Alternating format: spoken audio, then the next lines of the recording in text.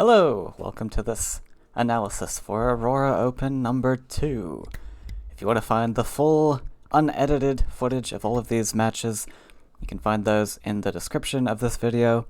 I'm just going to be running through semi-quickly, just like skipping through the videos, and showing you guys some of the gameplay and some of the things that I could have done better, or reasons why I made certain plays. So I'm just going to quickly show off my deck list first. 3 of the lists that I brought were very similar to other tournaments, so you've probably seen these already. But the Green Beastmaster list, I made a deck guide for this.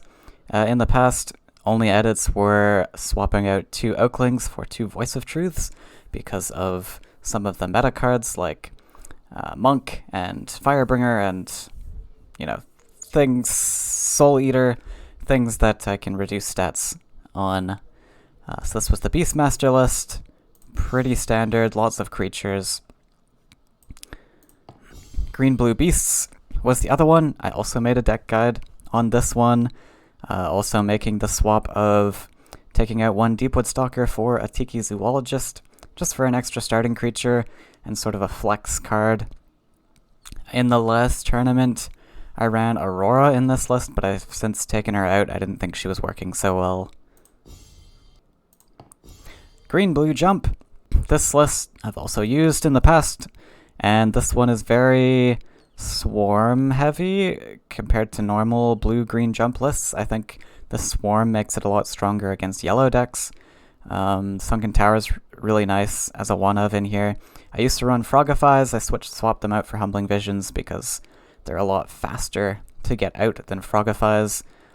This deck is very land heavy, so I felt that the Humbling Visions were a lot better and easier to use. And then the last deck was something I was very excited to show off and play in this tournament, and I was really happy with his performance this tournament. Copter Control. I've been playing this on my Smurf account, trying to keep it as secret as possible from all the other players, but essentially this deck uses Bloated Toad and tries to take advantage of his weakness of having an enemy frog spawn when this dies by pairing this up with some combat bodyguards that can hit into the frog, survive, and give me 2 free Faeria. Also Copter. So one of the things with Bloated Toad is that if a lot of the time your opponent's going to have to invest something to kill this, so that might be a creature, a movement trick, a Flame Burst. Flame Burst is a little sad unless you've got a combat guy there, but if they invest a creature into it, that means there's going to be a creature next to it, so you can Copter, kill the toad, and probably, or hopefully kill the creature that spawns next to this as well. And yeah, just a lot of ways to make use of this. Humbling Visions are excellent. With Cypher, also just the combat creatures lets them survive. Cypher got some very juicy hits on some Colossus in this tournament because of the Humbling Visions. That was really cool to see. And Sirocco, a card you never see. This didn't get played so much, but I hope to play this deck a little bit more in the future, maybe on stream, on some ladder. Alright, so the entire footage of this is almost 4 hours. I'm not going to go through everything, I think. Probably just the good matches, but there was a lot of good matches, so it's going to be really hard to pick and choose. I'll probably just skip through some. I'll talk about the banning phase for all of them as well. Alright, so this first opponent was Bananaz in the round of 16.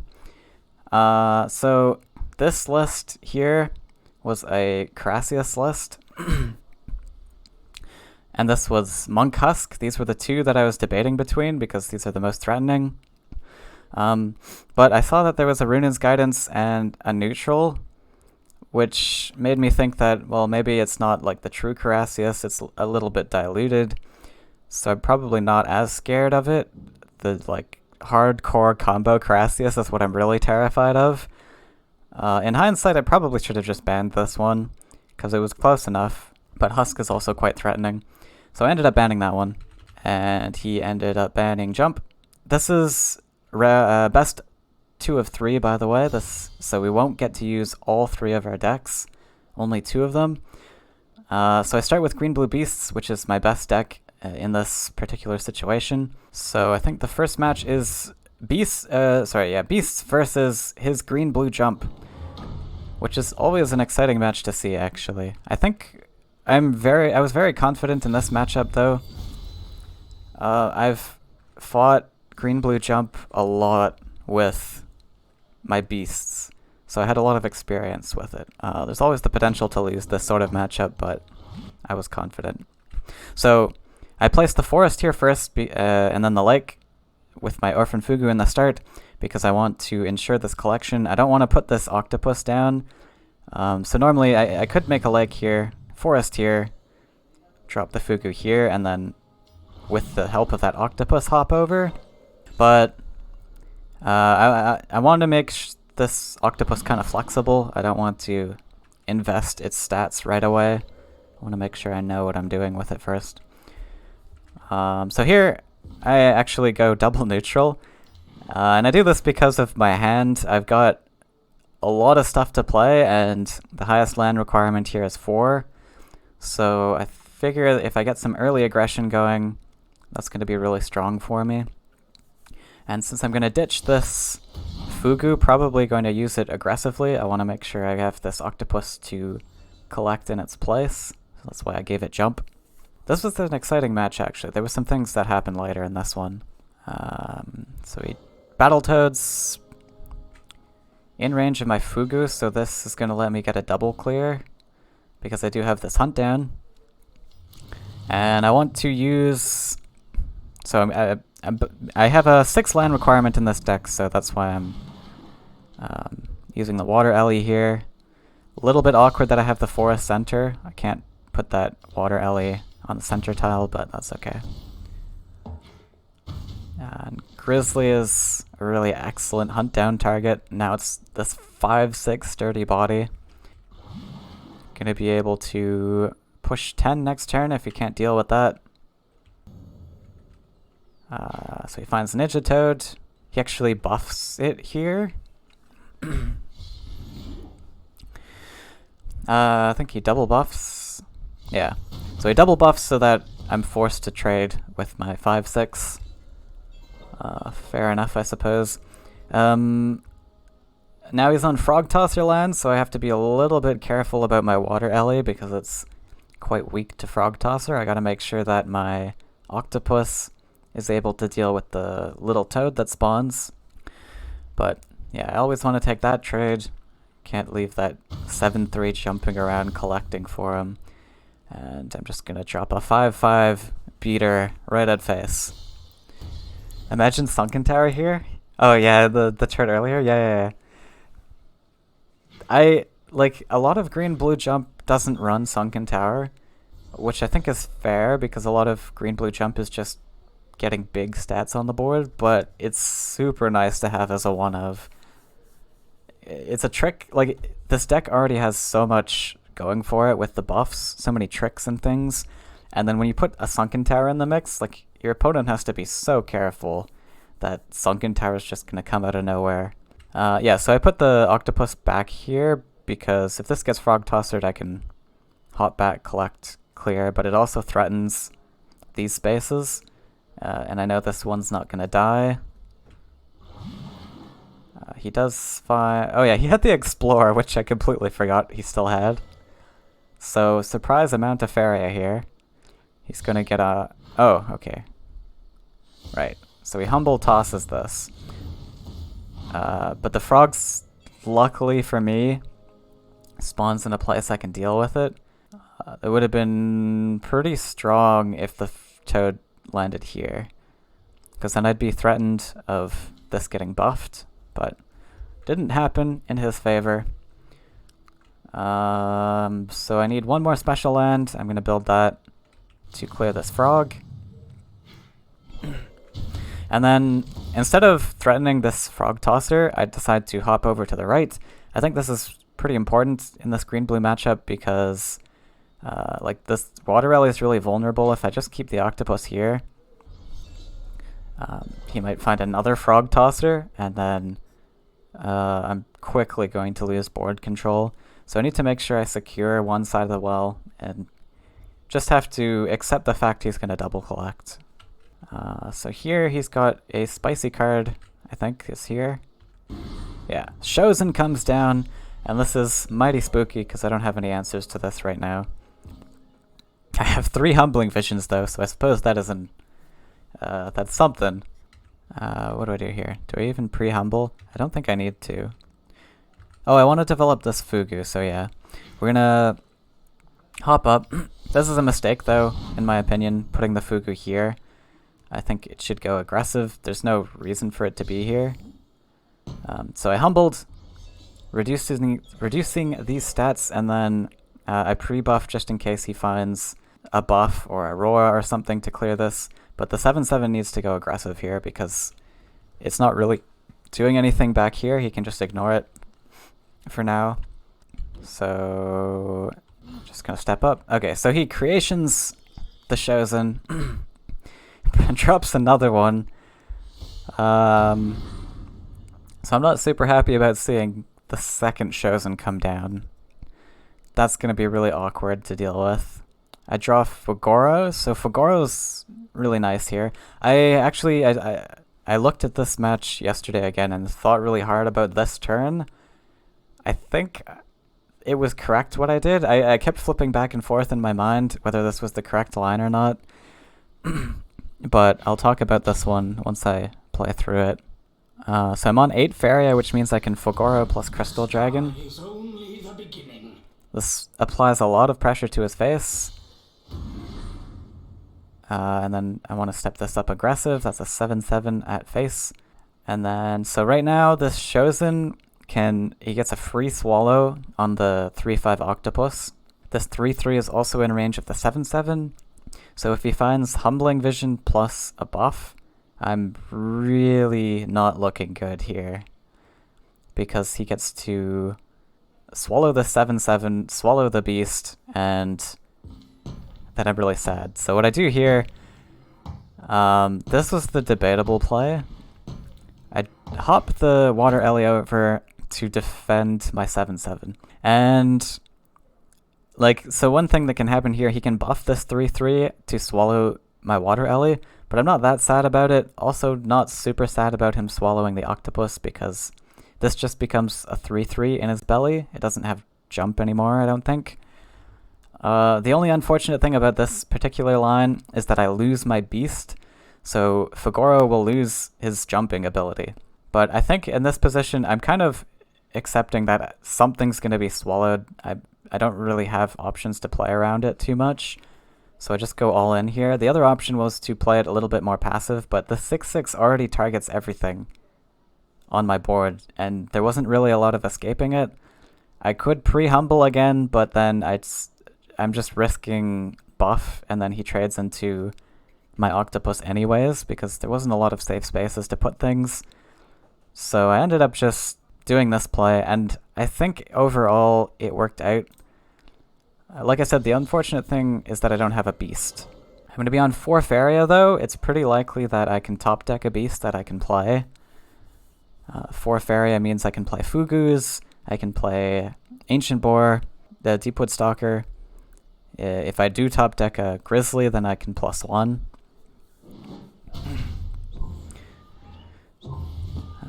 But yeah, so this pressure is kind of important here because I think I'm just gonna lose the value game with these Chosens. So this also means that I'm threatening his face with what, 13, 16 damage to face. Those are pretty spooky numbers.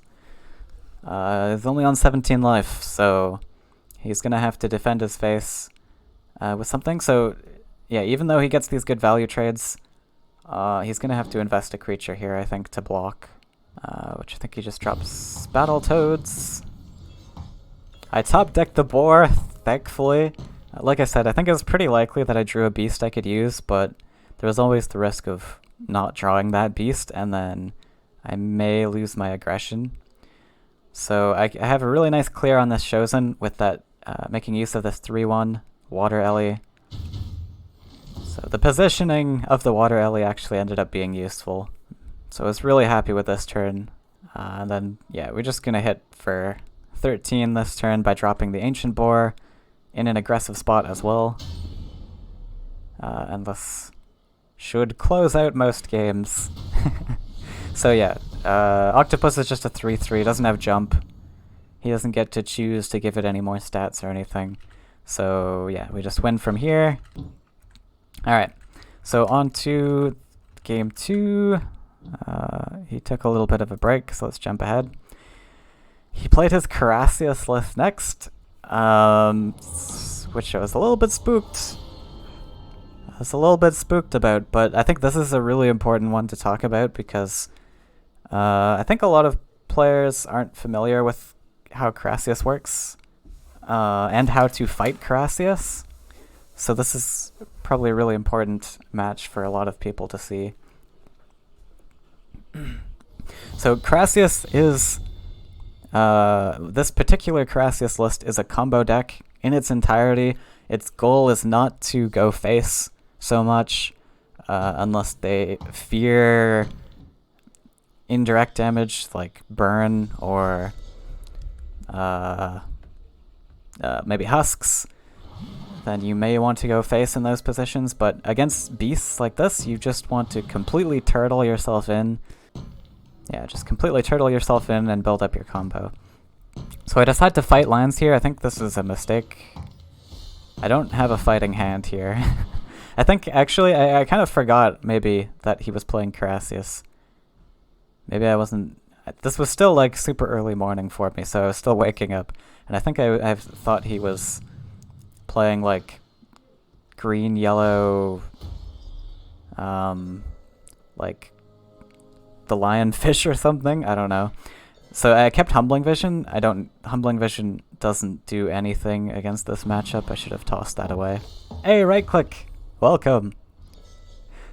So this is a super risky line for me, but I feel like I have to take it. So when you fight Carassius, you have to go super aggressive or you're going to lose. So I want to... Like, even though this is a really potentially good trade for him, especially with Ruden's Guidance in the list, I just have to take that risk that he's not going to have an answer because I can't stop my push or I'm going to lose. So, and I can't leave this Water Alley undefended either because of Illusionist. So I think this was the best play I could have done here. But ultimately, things I should have done differently was toss the Humbling Vision in the mulligan. It doesn't help at all against Carassius. And I probably should have gone opposite side as well, so that I have a little bit more time to jump up without being threatened by Illusionist. So he does find Guidance, which is a little bit unfortunate. But I mean, it's not the worst. I still have Water Alley to clean it up.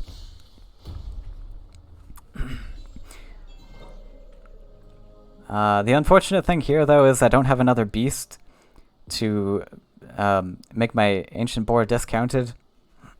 So that's really unfortunate. But I think I just want to clear this and then drop the Ancient Boar as is. It's a 5-cost 4/5, which isn't the best, but it's a creature I can get down on board. And we just drop it here out of range of the 1/1. So this lets me contest it if it decides to step up collect. I don't dash it because I don't want him to find answers. These Rakoans are so easy to find good answers on things, like he could find Illusionist into Humbling Vision or another buff. He blocks off my potential of building an aggressive land, which is the smart thing to do. But he probably could have just stayed back and not collected, I don't know. Collecting feels a bit odd. I guess, like, I'm pushing this up aggressive anyways, so it's probably gonna die. But, like, you want to save this for a potential Illusionist, maybe. Or Aurora or something. The other thing against this particular list is you want to drain them of as much Faeria as possible. He's on 11 Faeria, but I want to try to take as many opportunities as I can to clear his board because Crassius is a super expensive list. So I move my boar here. Oh, I actually can play Fagoro on this turn, which is really nice. So I have the option to play the dragon, but Crystal Dragon doesn't really help a lot in this situation. Like against Crassius, the dragon doesn't help very much. So we pick Urn instead. Lets me potentially get out a lot more creatures on board.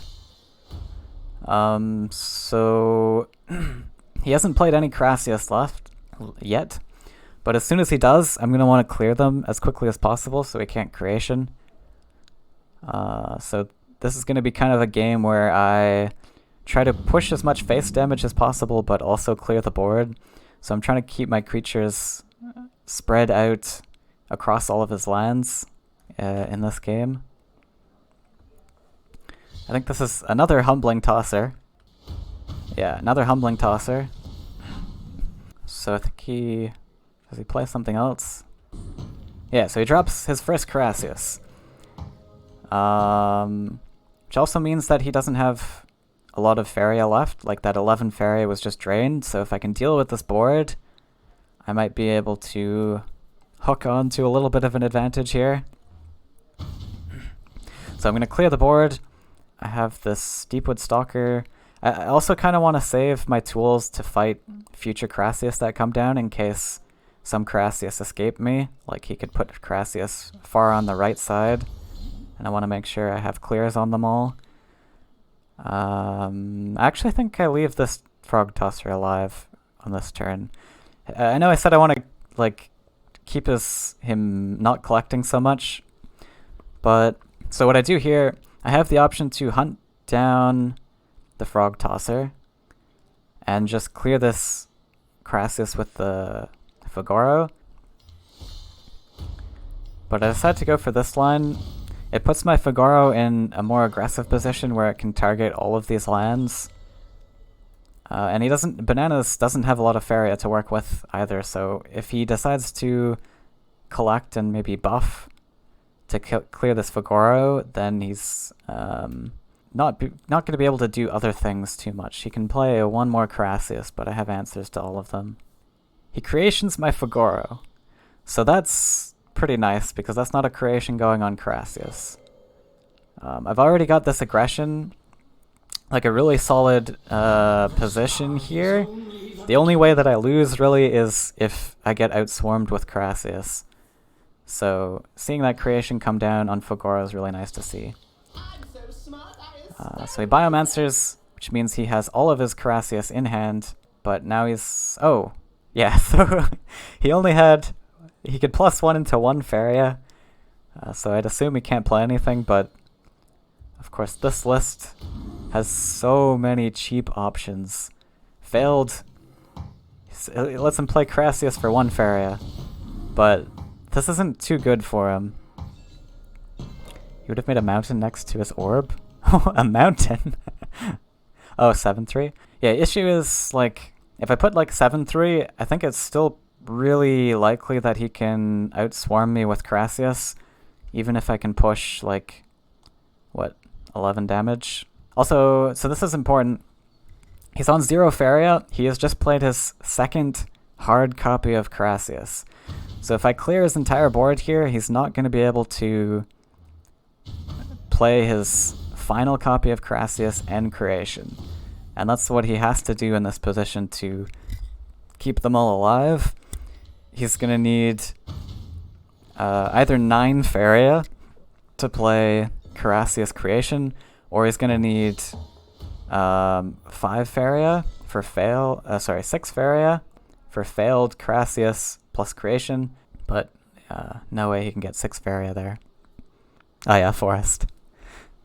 Yeah, that's an option, but I think in this position, the 3/7 is really nice because it can take out 2 Crassius with it. I really just want to control the board here, but not a lot of options he can do. I'm feeling very safe because I'm going to get to push all this face damage. I think it's too late for him to be able to Crassius Creation. So he desperately tries to throw his final copy of Crassius out, so as long as I can clear all of these, I'm going to do just fine. And I have clear... So I don't have the clear on board, I think. Yeah, I need one more tool to deal with stuff, but I have that tosser in hand. So we're gonna go for the full clear, and now all the Crassius are defeated. There's not really any way I can lose this anymore. Alright, so that's it. That was just a best of 3, so just 2 games. On to the Yakin match. This lineup, he's got 2 yellow decks. I have no way of guessing which one to ban here, and they're at 2.7 cost, so I assumed that one of these was Yellow Rush. And Yellow Rush is something I really want to fight because my lineup is all pretty good against it. So I don't wanna mistakenly ban the Yellow Rush. Other yellow things are kind of good against green sort of things, but I'm just gonna take that risk and probably ban one of these 2 decks. Rakoans is really spooky because of all the tools they have. My Copter control list is pretty good against it because of the combat triggers. So that's why I was thinking of banning green-blue. But on the other hand, like I said, I'm very comfortable with green-blue matchups. They are kind of sketchy sometimes, but I have had a lot of experience fighting those. Not as much experience with Rakoans. I can't actually remember which one I banned. I think I banned... Okay, I banned the green-blue. So I kept the Rakoans alive. I think that's a fine decision. Like I said, Copter is pretty good against it. Green-blue jump can be pretty good against it too, because they can actually push pretty aggressive. And the reason I start with Beastmaster is because I want to... So Copter is going to be probably my best deck in this matchup, because it's good against Rakoans, it's good against Yellow Rush. So I decided to save this one for last. Green-blue jump is kind of my also good deck against Rakoans. Beastmaster's not very good against Rakoans, so I wanted to start with my worst deck, sort of scout out which deck he played with first. He started with the yellow. So I get to see what this yellow deck is and then decide how I want to fight it. Let's jump ahead a little bit. So we got the double Beastmaster down. What did he do? Oh, he's bartering. This deck is kind of anti-barter because the only events are Feed the Forests, Time of Legends, and Emperor's Command. So like Emperor's Command is the most useful usually for most decks. But he decides to pick the Time of Legends. And he doesn't have any legends in his deck, you can see, because it made the generating a card animation instead of drawing a card from his deck. So he has a random legend in his hand. So there's a Mistral Guide. So here, he's just dropped a Mistral Guide, which means he can put aggressive things right at my face. Demons and such. I think that I really needed to plant a forest here and put a creature there to defend with. Like the... Well, what did I didn't really have much. Like, I only had the Oakling to play. I didn't want to play the Boris at a discount. So I guess Oakling's kind of awkward into this side if he plays Demon. So yeah, maybe that was a fair line, actually. So if he does drop an aggressive Demon, then I can put a Boar there next turn. Yeah, that's fair enough. But now he drops a Solemn. So this is what he got off of the Time of Legends. Pretty spooky. Here's where I make a mistake, I think. I'm debating putting the Tyrian Golem here to defend with, because this... Wait, what is... Oh yeah, Tyrian Golem will become a 7-12 because of these double Beastmaster, so perfect stats to fight this. But the issue is, if he finds the last Nightmare, he gets to Corrupt and hit my face. But I decided to go for double collection anyways. I think that I should have defended and just risked the fact that he could find Nightmare, because I don't have a lot of... Like he could still Nightmare this anyways, right?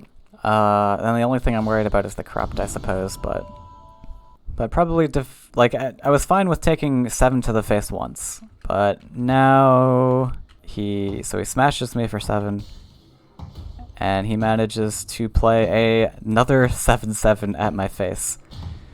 So 1 7 hit to the face I can take, but a second one I can't so much. So this is really sad for me because I don't have a lot of answers here. I guess I could block with Llama, but I decided to go double bore. Yeah, so this was certainly a mistake. So I probably should have dropped Llama here, just, you know, for some healing, I guess. And also, like it's not the most efficient trade into this because I'll have to trade my Golem in as well, but taking 7 to the face is gonna hurt. What was the other thing about this? Oh, also playing the boar was a huge mistake because this has dash 2. This would have been really nice to, like, dash places. Like, I could block his lands potentially or do some crazy things with the boar. There's no point in it being here. It doesn't do anything. The issues are here at my face. I can't leave that unchecked. So I'm now down to 5 life. That husk is gonna keep pinging me. So we're on to the next match. So we're gonna use green blue jump. I know what his deck is now. It's just mono yellow husk. So I have a game plan this time. Let's jump ahead to the start a little bit. Wait, what did he do? Oh, okay. Oh yeah, so he also gave me a frog tosser, which was alright, thanks. And he drops Drake Rider. So interesting that he valued the Drake Rider over the frog tosser. But so I have a really nice line here because of the sunken tower. I get to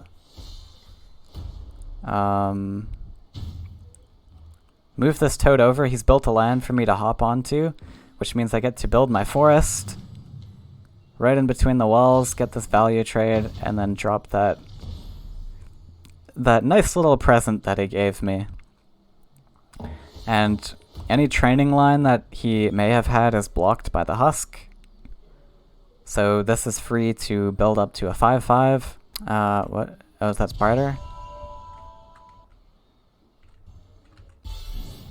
So he barters into Humbling Vision. That's gonna hurt him a lot. That's a 3-cost 1 damage. And I still get to collect anyways. So I think these, like, early trades that I got, the early trades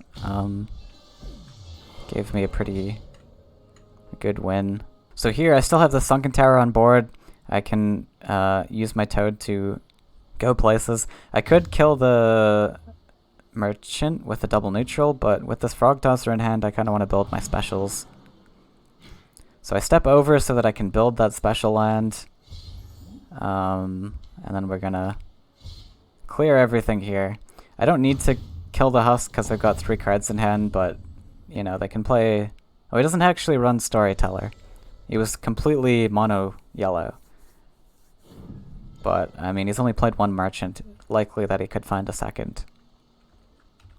So yeah, I mean, let's skip through this because I think this is a pretty easy win. Now that I've gotten all of those big juicy trades, let's move on to the next one.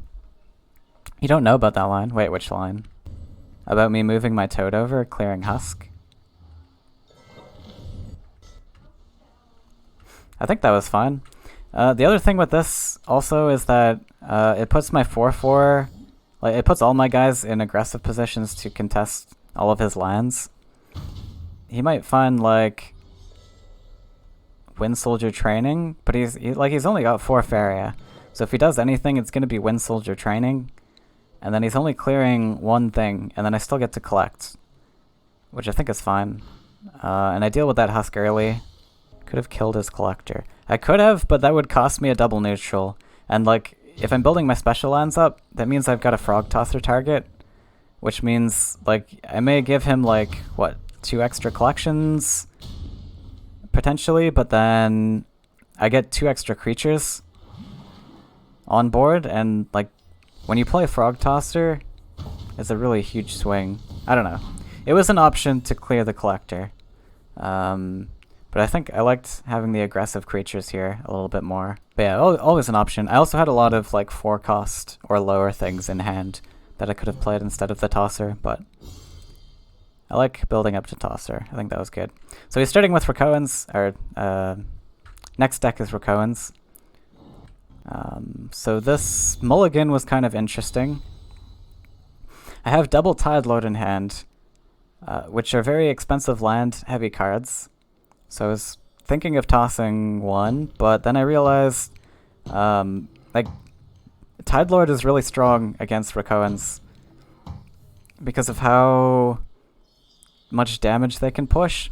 Like in this matchup, I don't want to clear his board so much because they can just swarm so easily. I really want to hit face as much as possible, which with as big as things as possible. So I kept both Tide Lords in hand because of that reason.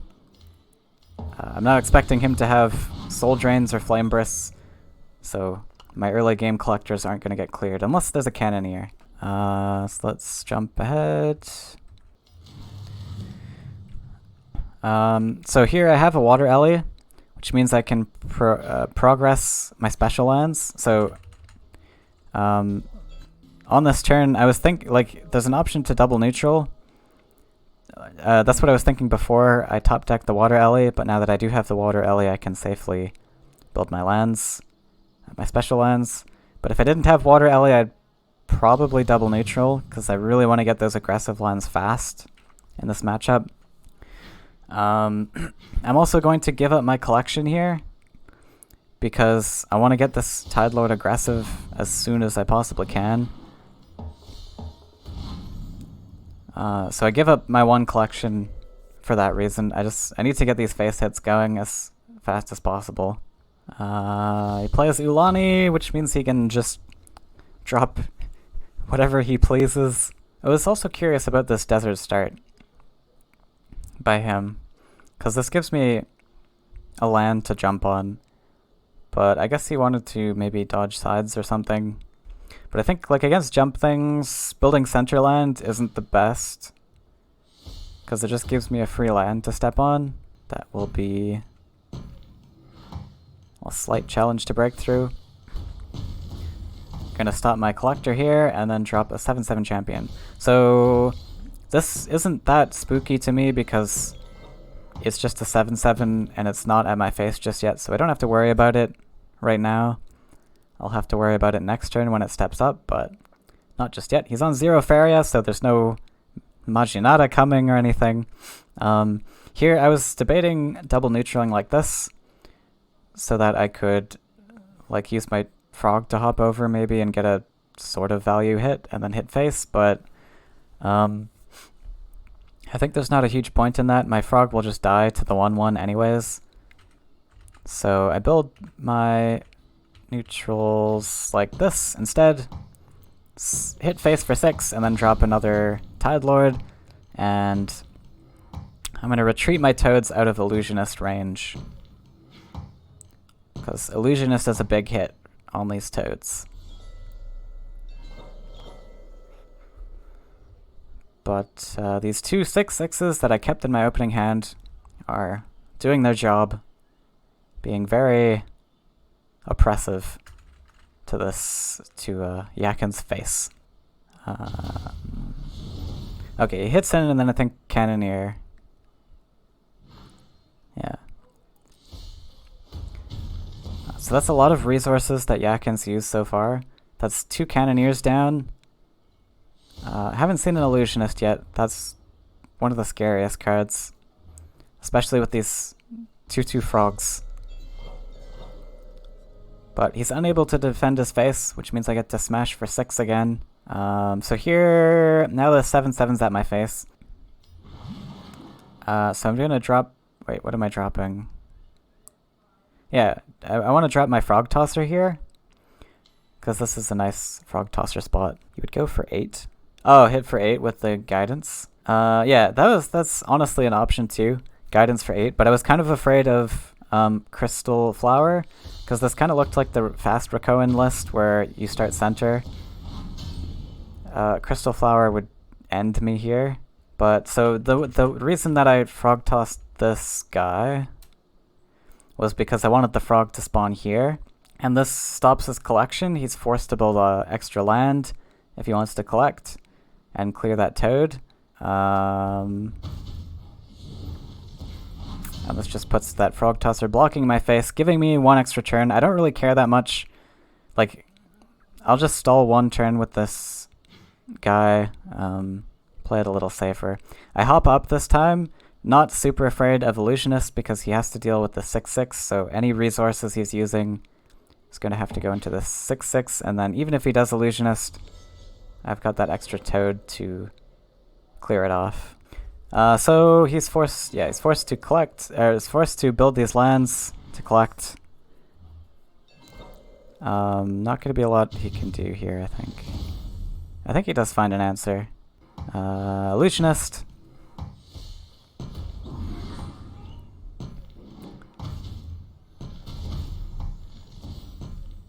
Oh, he heals here, right. Yeah, there's the Emperor's Command.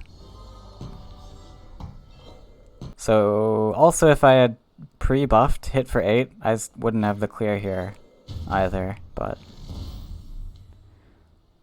so I put Trainer here, and then I put the Warrior here. There's no point in putting the Battletoads. I mean, we're at this point where I'm about to win with face damage, so I want to put as much pressure here as possible. So we're going to hit face, drop the Triton Warrior, set up lethal. Not Battletoads. Triton Warrior. And set up lethal. Okay, so his last deck is probably Yellow Rush, is what I'm predicting. Which it is. So, to fight Yellow Rush, I think probably want to get rid of Humbling Vision. That's not going to help me too much. Although, now I've got a Trainer and 2 buffs, which is a little bit awkward.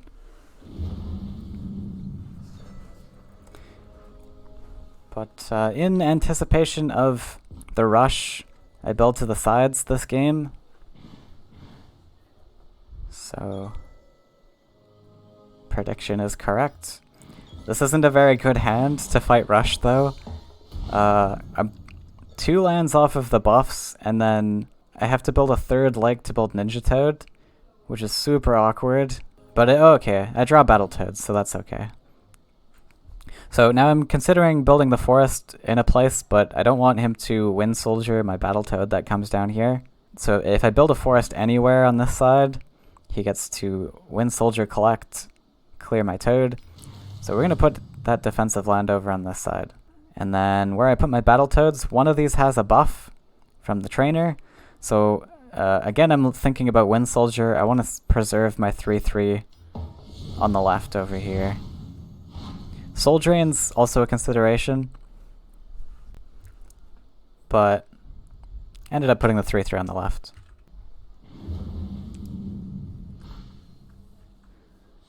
There is... the lower frog would be 3/3.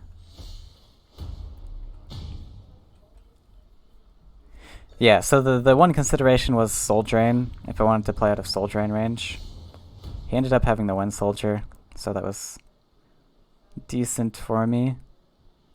Actually, I think he finds... wait. Does he find something else here? He nightmares the 3/3. Which is actually kind of good for him, considering my hand. Because what do I do here? Like, I've got 2 lakes, 1 forest. I can either double buff or Ninja Toad, and neither looks good, because if I Ninja Toad... well, Ninja Toad doesn't do anything, so probably looking at the double buff. So yeah, I double buff. I step on this land, which kind of builds a land for him. I don't know if that's correct. I maybe should have put the forest up here, because he's built 3 deserts. Usually all Rush wants to build. But yeah, kind of a rough hand. Yeah, he just clears it. Yeah, let's go through these actually kind of quicker, because this match was pretty clearly lost. Oh, this was a real big throw from me. So, in this spot, he's got this 5/5. I don't have answers for this 5/5, but So what I could do is I could hit in and then frog tosser it. That is one answer, which actually might have been okay. Frog tossering into it because he's only on one card, and then I still get that 2/2 that spawns. Give Ninja Toad and buff. No. Ninja Toad and buff. Yeah, I lose from here. I just didn't have enough answers for all the aggression. So this was a big mistake what I played here. So I wanted to drop that 6/6 on board, but I kind of left this line open for him to collect and hit it. So I don't know what I was thinking with this line. This was super dumb. So he just collects, hits in, and then drops a lot of stuff. And a 6/6. And now I have no way to collect either. So yeah, I just lose from here. So the next match, I've got my copter list, which I'm super happy about because that should do fine against Rush. Yeah, going that low is kind of scary against yellow, but I think like there was an option to hit in Frog Tosser. I don't know if that was good. It's a little bit expensive, but it could have done something. So want to get rid of my blue cards here. Want to make sure I have as much red as possible, but I get 3 underground cards. So I don't know how you lose from this position to yellow Rush. Let's just fast forward. Drop all of my stuffs. This tower helped a lot. Yeah, we'll just go through this one quickly because it was kind of an easy one to win with all of this stuff. Sunken Tower was nice because it allowed my Brigand to get some combat hits, some surprise combat hits, and also block my face with the tower here. So that was really nice. I'm on like 8 Faeria, so it can just this deck functions on 4 lands, or it can function on 4 lands. Doesn't need any more than that. The only more expensive cards are Cypher and Sirocco, so I can just draw from now on. We use the tower to shift the archer out of face range, out of creature range. Alright, so on to the semifinals with Cheese.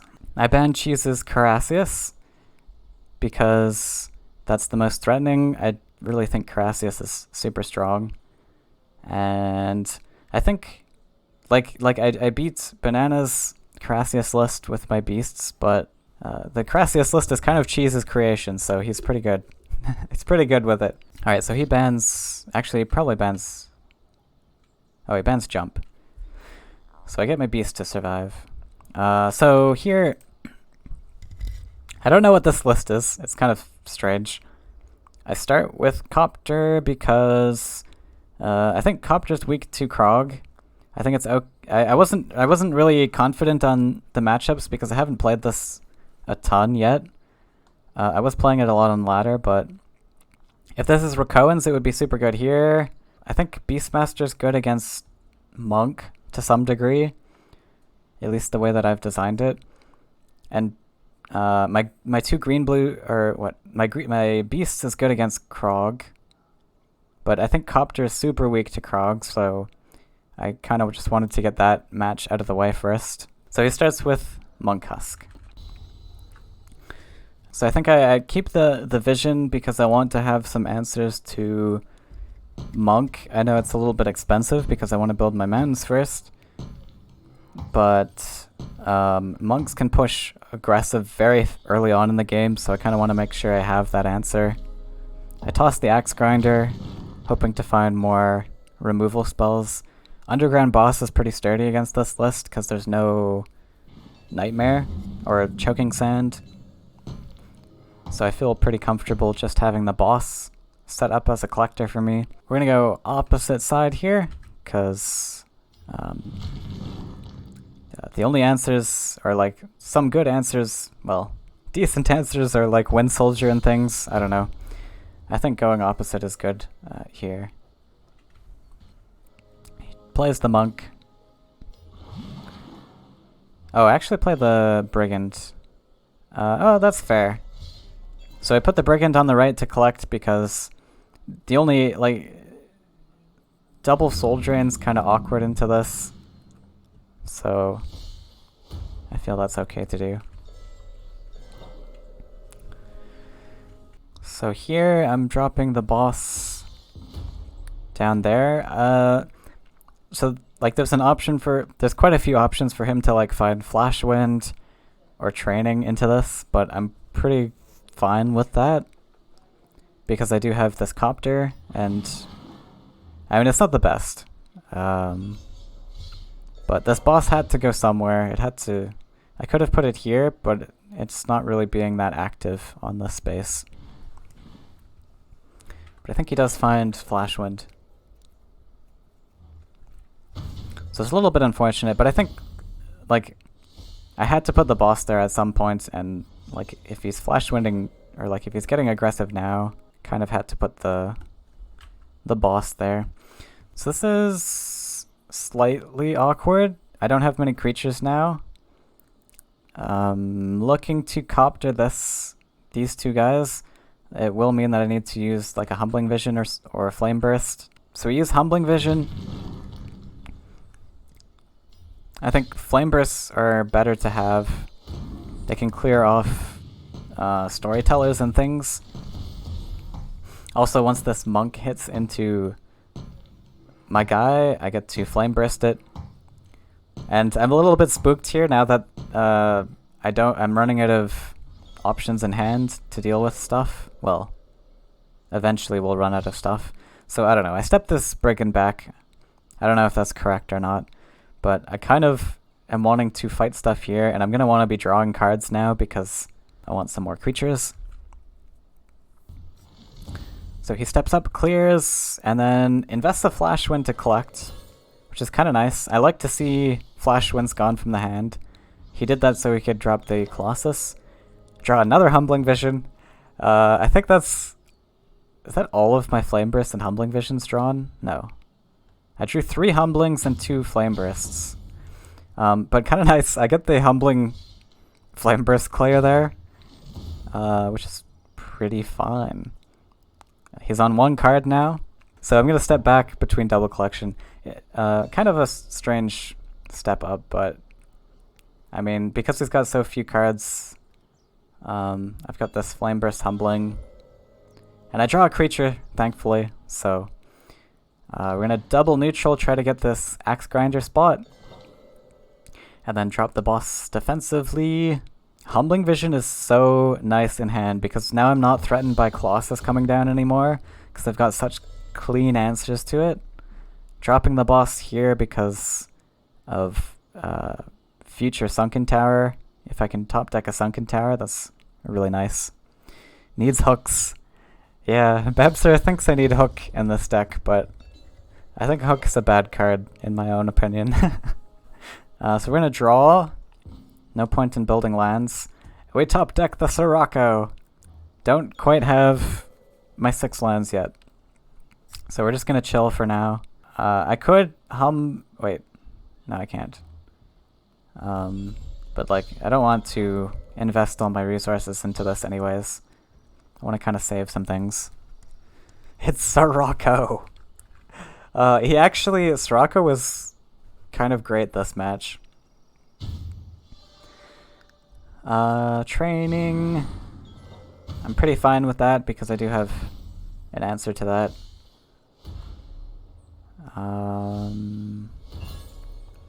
So there's double Husk plus the Colossus. This next line's kind of interesting. So I top deck Bloated Toad.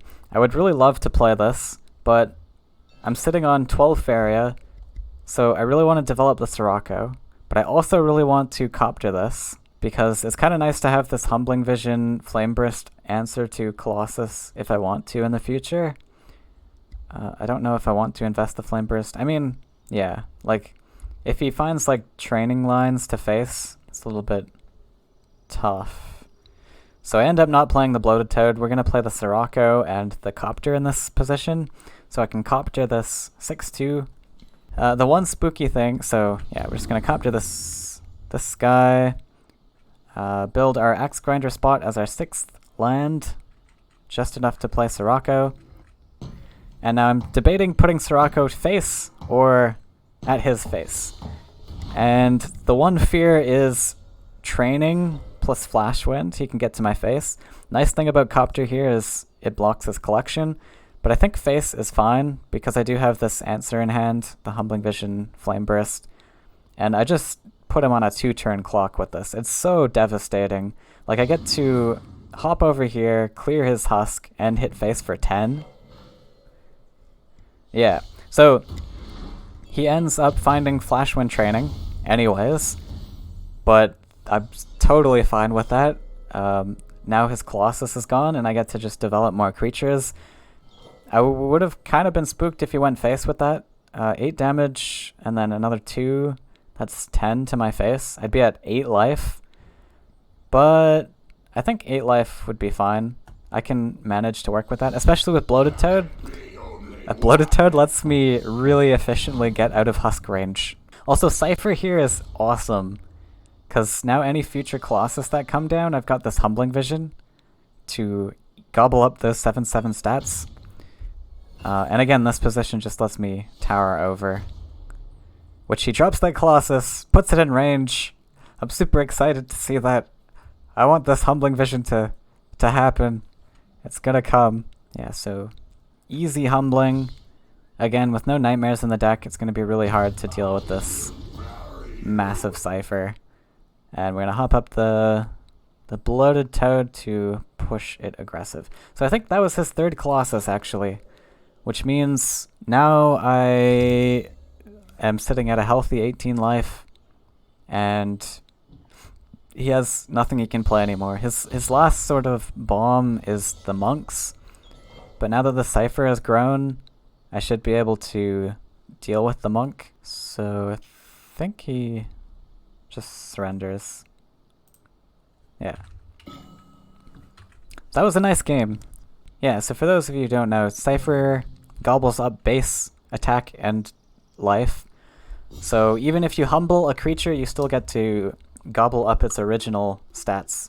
So now he's going with Krog. This is a very weak matchup. I think like all of my creatures have like 3 attack or less, except Cypher.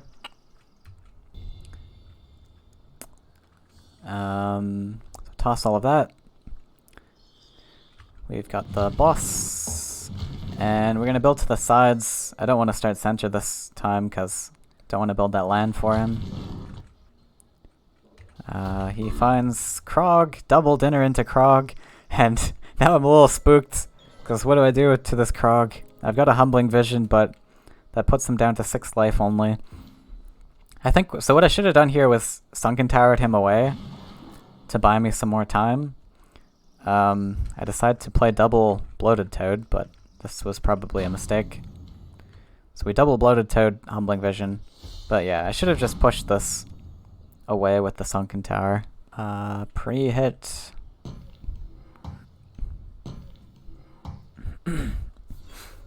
Yeah, I probably would have had a much better time with this matchup if I towered that away. Now he just gets Bold Bargainer into Magnus. So now, like, I can't possibly win this. I used up my... Oh, okay. Right. Just a Meteor. So, all the things line up for him. So that one play, just that one Krog hit, or 2 Krog hits, I suppose, just gave him a complete wipe of my board. So, yeah, if I had Sunken Towered away, probably could have been different.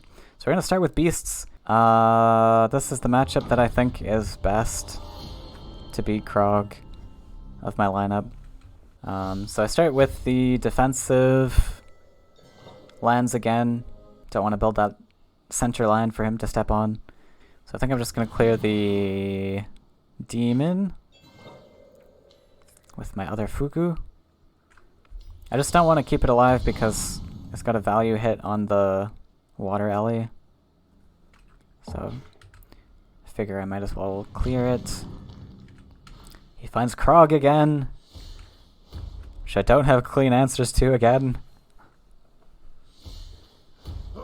So this is the problem with Krog. It's like, if they get Krog on turn 4, a lot of the time you just lose because you don't have answers to it. Did I need to kill? Like, I didn't need to kill, but what else am I doing with my Fugus, right? I could draw for... Oh, also I don't have a beast on board. So, yeah, that was another thing about clearing with my Fugu. I can +1 for Humbling Vision Octopus, but that doesn't really do much. Humbling Vision puts that to 6. I could clear it. No, wait, I can't. Yeah, I could. If I wanted to, I could clear it. Which I guess is an option. Like, no, wait, I can't clear it. Never mind. I take that back. Well, there's not much I can draw for. I think I just want to build my special lands up to Fogoro. But this is a mistake. I think Bamster and I were talking... Wait, I can clear it. Oh! Right, I can just put forest... Right, true. I can just put forest here, hop over, and then step the Fugu. That was probably fine. That was a good line, maybe. Because if Krog gets 2 hits on it in one turn, there's the potential chance of him hitting the same card twice. So that's fine. This is a dumb play, though.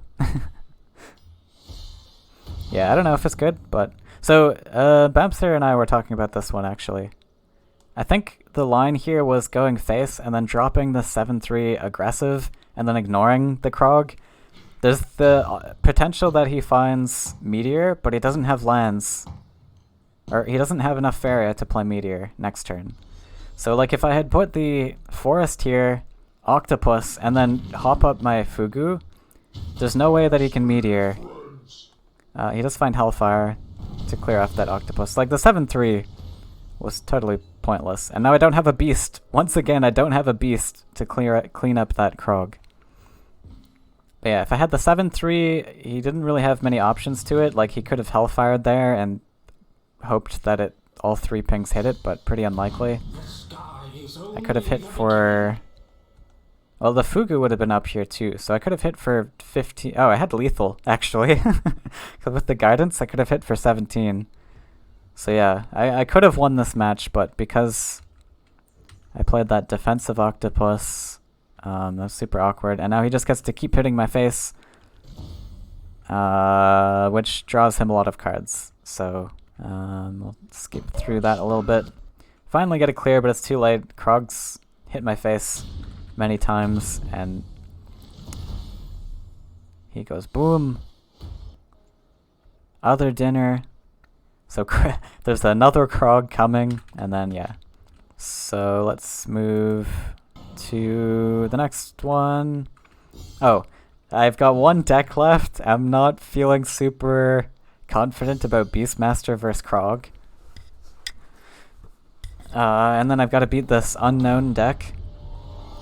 Not knowing what your opponent's decks are is a little bit spooky. So here I actually decide to rush. And I toss away the Living Willow because I just want more aggressive cards. Living Willow is not going to help me at all if I want to rush. So this is kind of nice being able to double neutral Prairie because it's going to slow down his land progression a ton. Which means Krog's not going to be able to hit my face as much. And this gives me a nice wall spot. So that's nice for me. Unfortunately, I have 2 Ancient Boars in hand. I need to draw something else with 5 life to play those at discount. There's the king. So, all 3 of those matches, Cheese got Krog opening hand. Man. I mean, I guess there's 4 cards that can draw him, but... So yeah, I'm kind of... I don't want to play the Oakling. Wait, could I have played all 3? One sec. This costs 6. Oh, damn! This was such a better line. If I had played Oakling plus double Boar, I could have protected the Oakling from Krog hitting it, and then double board. That would have been such a powerful line. And then like I get those discounts, like the Oakling doesn't do anything, but like in the future that I get that feed the forest off. But I don't do that. I decide to go for boar. I mean, this is okay too, because the boars get into aggressive spots. I put both boars covering his mountains. Yeah, so like I could have gotten massive discounts by playing Oakling. But this is not the worst, I suppose. Because I get to hit his face for 10. Hellfire. Clearing off that Beastmaster. That was kind of like a lucky thing to hope for him, right? I had 4 things on board. 2 pings. I guess that's reasonably likely. So we put the Grove Guardian here. Kind of gives him like a collect hit target, but maybe Grove Guardian on this spot was better, actually. Because then he wouldn't have been able to collect and hit, I guess. Looking like a 2-meter or not 2-meter situation. Oh, could be. Yeah. The other thing with rushing is that like Meteor hurts himself. Yeah, so we hit both of those in, clear that. Gonna play out of Meteor range at least by putting Beastmaster here. So we can't Meteor both my guys. Like he's on 3 Faeria. Meteor costs 5 with 1 discount, but Krog's hit like twice now. I think it's possible Meteor could be 0 cost. Drops Magnus. But now he's at 10 life. I think I just want to hit face as much as possible. We have to feed this. Yeah, so we're just gonna hit face. So I do it like this because I want to taunt this Magnus, because obviously that's an easy hit for him. So I want to make sure that the taunt he hits is only this Grove Guardian that now has the Oakling buff on it. Don't want to play it here because that plays super hard into Meteor. So we put it on this spot, playing out of Meteor range, which he does end up playing. But yeah, Meteor's really sad for him here because I get this 11-8 to survive. He's forced to kill this Beastmaster though, on 2 life.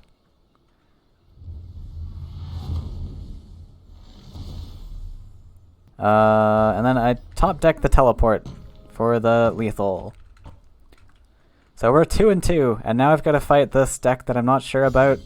It's got Imperial Drain, which I'm a little bit... like, this is obviously a bait cover, but the fact that it's in there kind of makes me think, well, I might be losing my collections here, so I'm kind of thinking of rushing again.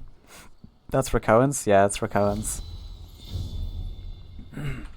We full scoop all. Again had the Willow, but I think I want a bit more aggressive of a hand. So I don't know about this. So let's see, what do? I build Forest. Kind of thinking I might just go down one side, but I end up rushing for some reason. That's Ariana.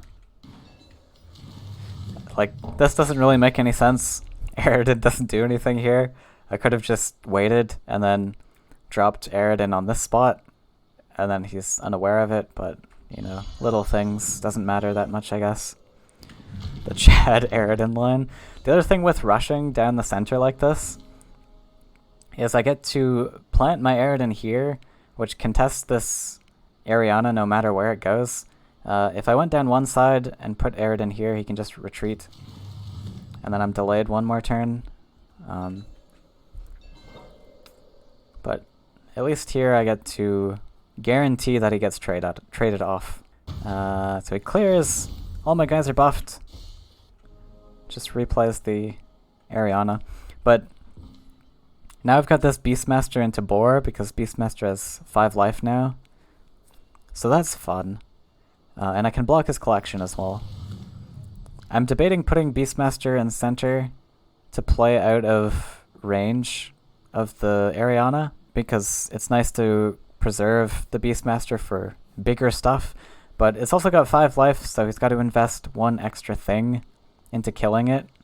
So I end up just placing it in range, because this puts it in collection range for me as well.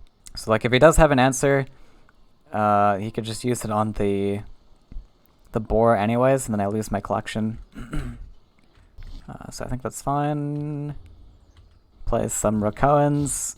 That's a Wind Soldier. Plays a great many Rakoans. Cannoneer. Oh yeah, my game crashes here for some unknown reason. I haven't really gotten that crash before. Could you block? You need to build one as well. Oh, if I put like the forest where the Rakoan is and then just dash here. Yeah, that could have worked. Actually. And then I would have had an aggressive forest near his face. That would have been an interesting line. Oh, right. So what happened was he pre-cannoneered so that he got the Spirit Spice on this 5/5, which gives flying, charge 3, and +3/+3. And it costs 3 less for each creature that died this game. I put a forest here, which is completely pointless. It's pretty obvious that he's going to double collect here. I mean, like, he could trade into this and clear it maybe. I guess that's an option too, but double collection just looks so fine. Like, I invested this 5th forest too early. What I should have done really was double neutral, because I had the teleport in hand, so in anticipation of the double collect, if I had built neutral here, then I could have collected, teleported, built my final forest here, and then I would have double collected with my Grove Guardian and gotten the clear. And then I also kind of have an aggressive land here as well. It's a neutral, but that's okay. But I do kind of want... I guess I built the pre-forest because I wanted aggressive lands, but double neutral, I think, was the play here. Because now I have to build a sixth forest to teleport and clear that 5/5, which I really want to do. This takes away his double collection, takes away that 5 damage face hit. And I don't hit yet because I want to feed and then play this boar, probably. I don't know if I needed to feed. Well, yeah, I think I did want to feed because of Illusionist. That Grove Guardian was a 3/5, so anywhere that I put him, he could trade in with the Airbot and then Illusionist to value trade.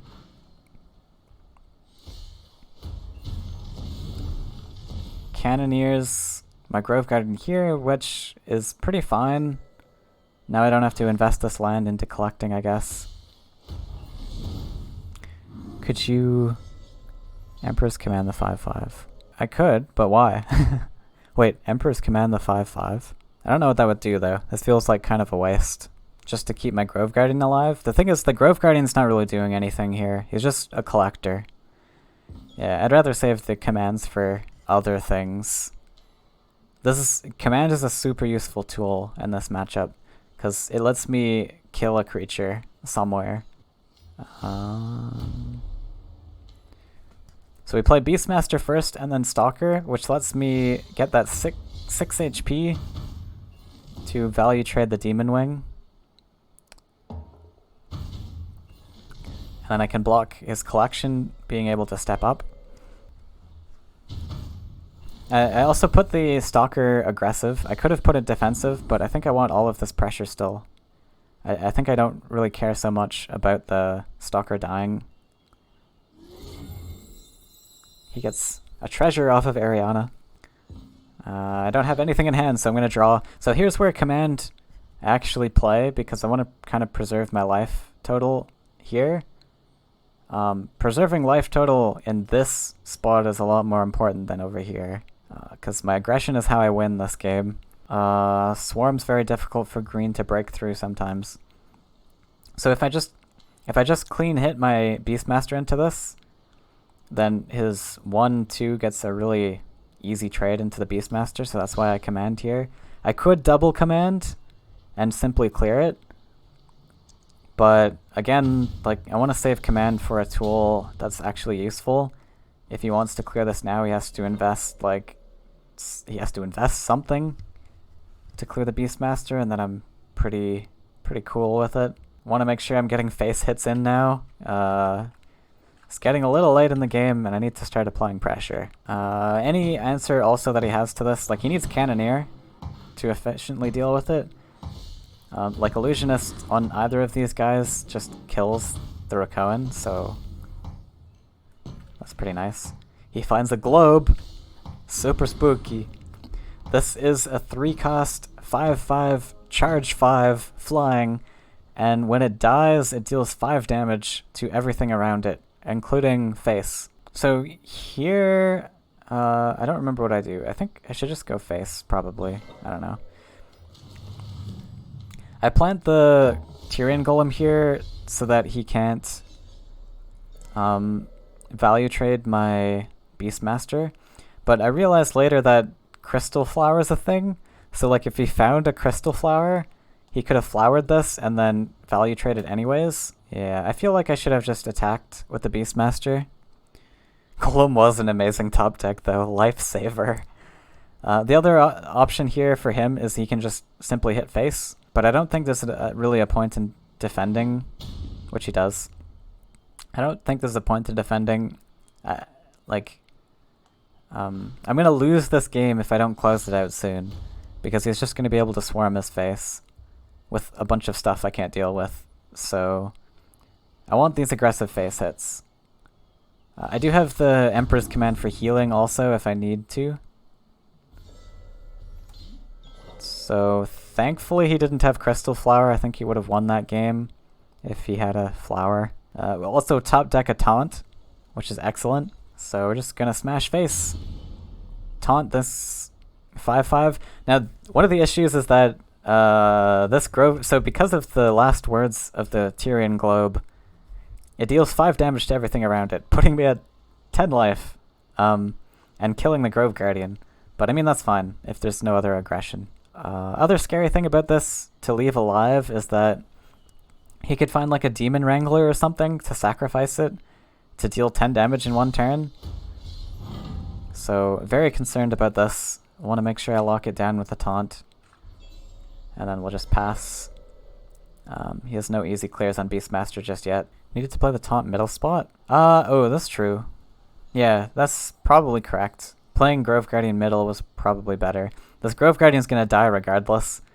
But he has Crystal Spice in the list, so he might have been able to like Illusionist Crystal Spice or something and get a clear on it. Yeah, I think center spot was better, you're right. There's Ulani.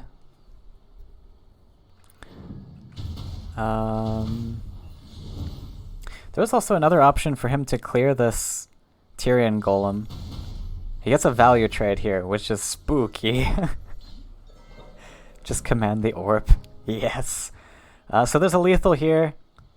See if you guys can spot it, because I didn't spot it at first and I almost missed it. But yeah, there was an option also for him to like hit into the Tyrian Golem and clear it, because he deals 10 damage to it. But yeah, he just wants to go face as well, I guess. Probably. Maybe.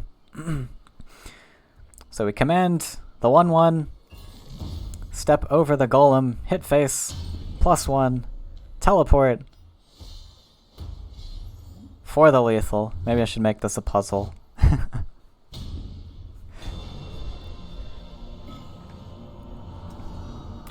Cheese is not happy about that. And 3-2 victory. Super close. Okay. Final match versus Lizard. So I've already been going an hour 40. I'll probably skip through the Beastmaster list a little bit. I'll jump ahead a lot because this was a long match. So I immediately lock in ban. Because I was waiting for the finals, I was watching Lizard's previous match. So I knew that this was Yellow Flyers. I knew this was Yellow Monstrosity. This was the red thing with Ignis and Meteors. And this was the Soul Eater list. I felt really confident about this matchup because I had Copter. And then Beastmaster has Voice of Truth for the Soul Eaters. So I didn't want to ban this one. I think in hindsight, probably the Monstrosity ban was probably better. I was a little bit spooked of Flyers because Flyers can do stuff, but like my green-blue jump is kind of geared towards fighting Flyers in a way, I think. Because it's very swarmy. so it can deal with a lot of the flyer stuff. What did yeah.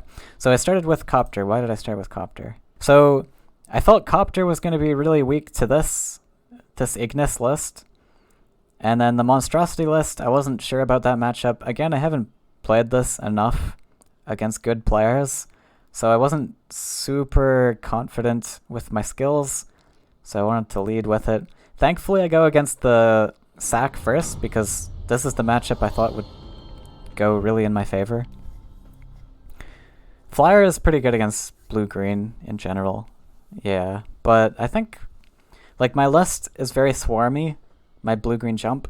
Yeah, it's just got a lot of ways, like, the Triton Trainers are 3/2s that can trade into all of the 3-life flyers that they have. But also, I think Lizard runs Spirit Theft in his flyers list, which is really spooky on Frog Tossers.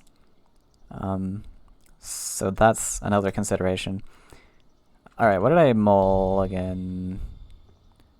Just the blue things. So I want to find... I'd rather find, like, Underground Boss to start with than the Axe Grinder. I think, because I want that Axe Grinder on the Axe Grinder spot, but worst case, I just play it as a turn 1 collector, I guess. Well, I still want to play it as turn 1 collector, actually. I don't know. I feel like keeping the Sunken Tower was probably okay. Trump's live stream started. I'm debating double neutraling to get like an aggressive underground boss, but I don't think that's purposeful at all. This list, like, I really want to get my 4 lands going, and there's no point in rushing it. Again, I'm not confident with this list. I think I rushed with this list a little bit too much this tournament, which caused some losses that we'll see in a bit. So I play the boss. What's really awesome about Sunken Tower in this list, as well as just all of the perks that it gives anyways, is that I can push my mountains into Axe Grinder spots, which is excellent. Oh, by the way, this is really important to note. When your opponent gives you Bomb Slinger from a merchant, there's something juicy in his hand. So I was thinking, okay, what could he have? Probably Firestorm. So I may want to play around that a little bit. I do play the Lancer, but it doesn't play that hard into Firestorm. But I definitely don't want to play the Bloated Toad until I see what his card is. Because Firestorm on Bloated Toad is just going to lose me. Like, I have Copter to clean up the Toad, but I really don't want to... I don't want to do that. I want to make sure that my boss is hitting into these Bloated Toads and surviving. So if a Firestorm comes, I'm not going to be able to do that.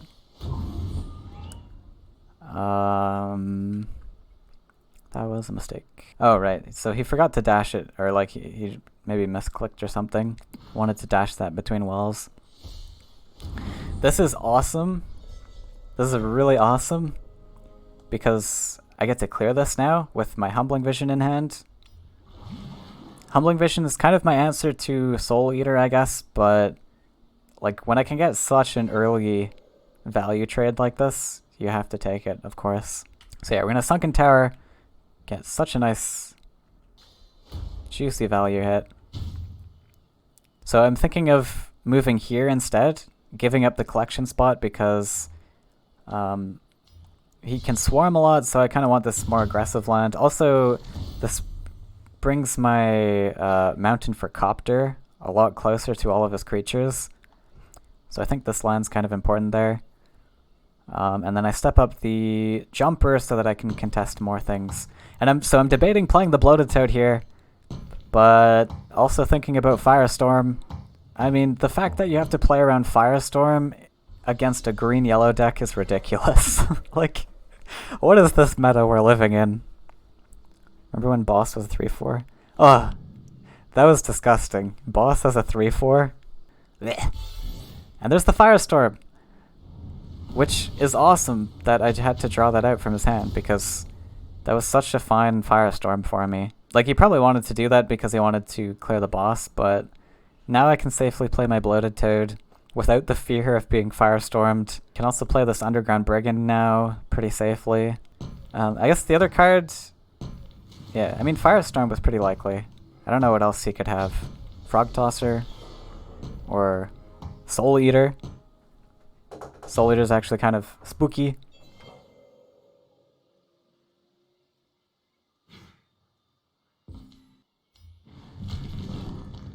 This was a turn where I could have hit into the 3-3, right?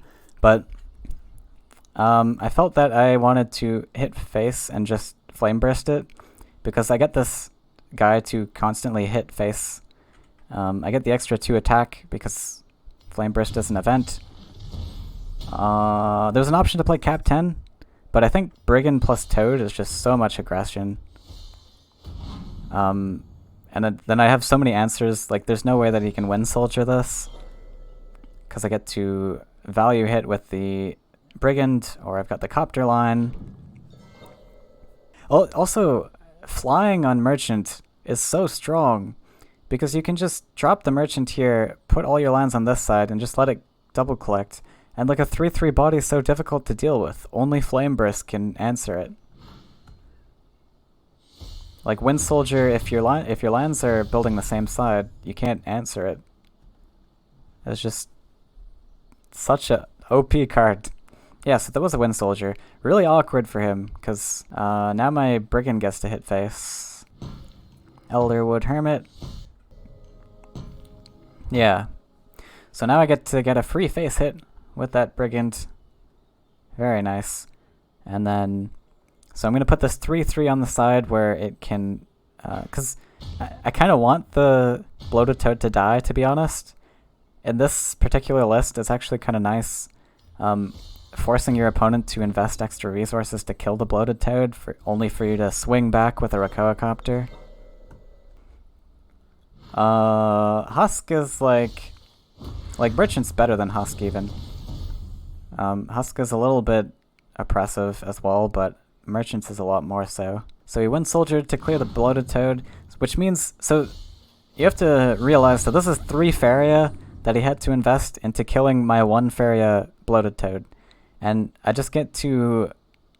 Like, now I get to Copter into all of this. And so, like, that negative effect that the Bloated Toad has is just negated entirely.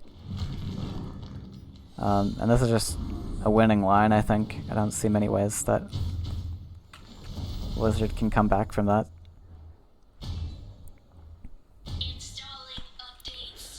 If there's no Husk, Merchant doesn't do much. That's true. Alright, so next match. This one I threw pretty hard. This was Copter versus the +1 Ignis list. For some reason I thought that I wasn't going to be able to win this match, so I just decided to rush for some reason, but that was super dumb and pointless. I do draw a hand of all Flameburst Cypher's Wrath, so, I mean, even if I go to the sides, it doesn't do much, I guess, either, but, like, I could have had a chance if I went to the side. Like, I have options to deal with this stuff. I have Humbling Visions and such. I have double neutral, so I want to try and claim that Axe Grinder spot, I guess. But then he drops a big boy. Really exciting that you can drop a Ogre Battler on turn 2 with the Explore. That's kind of nice how that works out. But now I'm forced to go to the opposite side, because I obviously don't want to hit my Axe Grinder into that. I suppose I could, but that doesn't feel too good.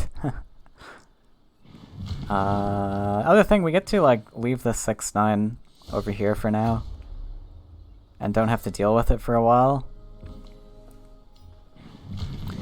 This is a nice line. I get to Axe Grinder Flameburst. So like, I don't know, it's somewhat worked out, but I think I would have had a lot more collections if I went to the wells first. So yeah, we might actually just like skip through this. I don't want to take too long with these, because this one was kind of just a throwaway match. So some interesting, let's just skip to maybe some interesting lines. A lot of this match, I was trying to play around Meteor, because Meteor was gonna hurt. I mean, I say play around Meteor, but I grouped all of my lands here. But there was one line where like I tried to save my Cypher. So, well anyways, I managed to get a Humbling Vision off on this Ogre Battler, and then I had the Sunken Tower in hand to like hopefully attack his retreat, but Lizard saw through my plan and land blocked me here. If he didn't land block, I could have Sunken Towered up and cleared this Ogre Battler, getting 6/9 stats. But Lizard, being the smart boy that he is, blocked that. So now I think I'm thinking about Meteor, because he's on 5 lands. He's going to collect to 3, 4, 5, up to 11, so we can +1 Meteor next turn, blowing up all of my lands completely. So this is kind of like a Meteor play around here, where I Sunken Tower my Cypher out of the way, and then I build the extra mountain because I think my lands are going to get blown up, but I don't think I need to do this. I can just +1. If he blows up, like he wants to blow up the Cypher. So at most he's going to take out like 2 mountains, and then I just rebuild my 1 mountain, and then I can still play stuff. It's just straight up better at having a big thing. I don't know. Swarm's kind of nice. Should have run Banquet. The Banquet's kind of funny, but like Tower does the same job. Yeah, so I just lose from here. There's no way I can really come back. This was already a tough matchup. Like I was thinking I was going to lose it, but I probably could have done better by not rushing. So I'm going to use the Beastmaster to counter. You know, the classic green versus red. He does have some things to deal with green, like the meteors and such. What do I scoop here? Just the Grove Guardian, so we keep the Living Willow Boar sort of combo, which is fair. I start Centerland because he's going to be building a really defensive list, so this gives me free luxury to go center and then decide which side I want to go down. No point in really building defensive lands if he's not going to come and get me anyways. But I draw into the Aridin, so we're going to go down same side to try and trade that off. So we double neutral, especially with this teleport in hand. I want to get that aggressive forest, and I want to teleport this Aridin to trade it off.